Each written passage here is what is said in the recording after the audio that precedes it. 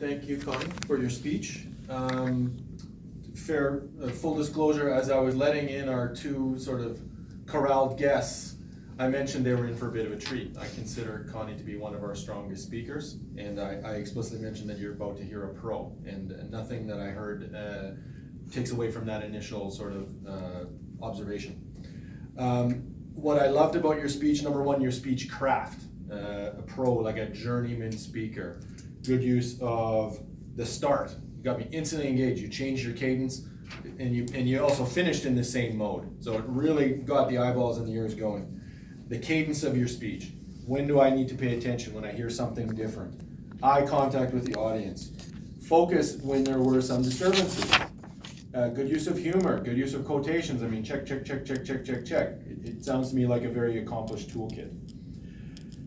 The problem with the speech, and I don't mean it's a problem with your speech, I mean the nature of a research topic, and especially one that involves a great deal of options, there's something known in the literature as the paradox of choice.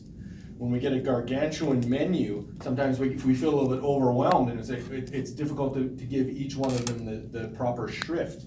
So I recognize that this is intrinsically a difficult part of this speech. But what I like, the way you helped us get around it was, you changed your inflection deliberately when there was one that you thought was particularly important to us to pay attention to.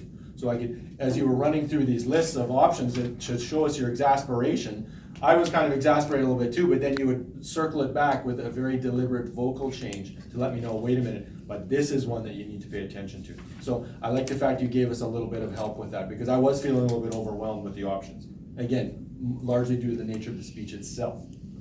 But first and foremost, what I applaud you for in that speech is how audience-centric it was. I mean, slide 2 and 3 of your handout just say what is important to you.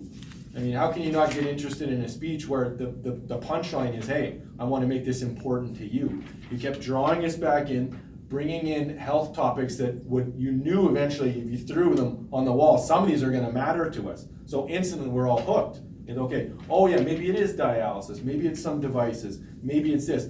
Health is such a critical topic to all of us. There's going to be some part of it that we're going to be really interested in. So by definition, we were all invested early into your speech. I enjoyed it very much, and thank you for giving it.